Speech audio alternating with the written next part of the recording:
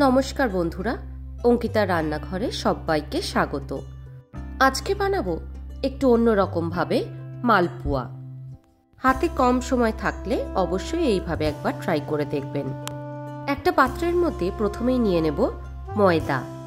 ময়দাটা আমি 1 বাটি পরিমাণে নিয়েছি।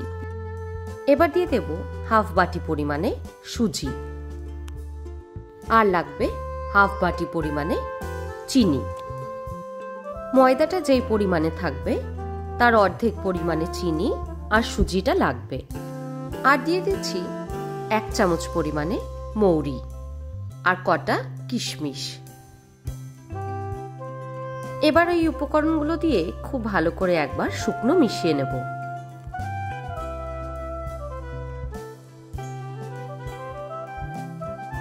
এবার অল্প অল্প করে গরম জল দেব আর ব্যাটারটা তৈরি করব।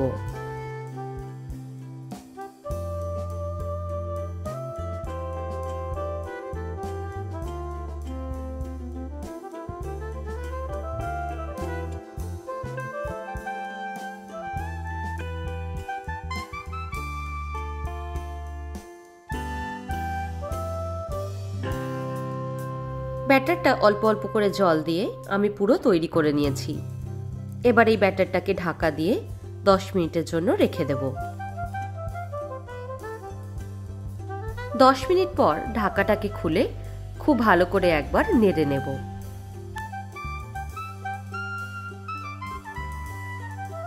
আমার চ্যানেলে নতুন বন্ধু হয়ে থাকলে চ্যানেলটা সাবস্ক্রাইব করে দেওয়ার অনুরোধ রইল।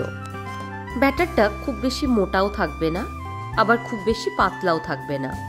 যেহেতু সুজি দেওয়া আছে তাই ব্যাটারটা একটু থিক হয়ে থাকবে। একটা পাত্রে আমি খুব ভালো করে রিফাইন্ড অয়েল গরম করে নিয়েছি।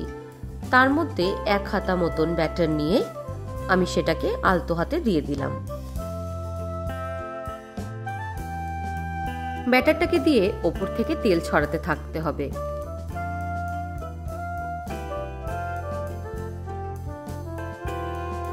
গ্যাসের ফ্লেমটাকে লো টু মিডিয়ামে রেখে খুব ভালো করে পিঠেটাকে ভেজে নিতে হবে।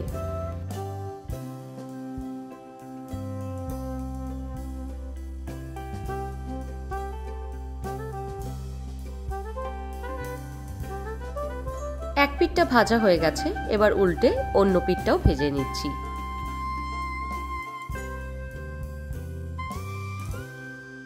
মালপোয়াটা খুব ভালো করে ভাজা হয়ে গেছে। এবার মালপোয়াটা তুলে অন্য একটা পাত্রে নিয়ে নেব। আজকের মতন এইটুকুই। আবার দেখা হবে নতুন কোনো রেসিপি নিয়ে। ভালো থাকবেন, সুস্থ থাকবেন। ধন্যবাদ।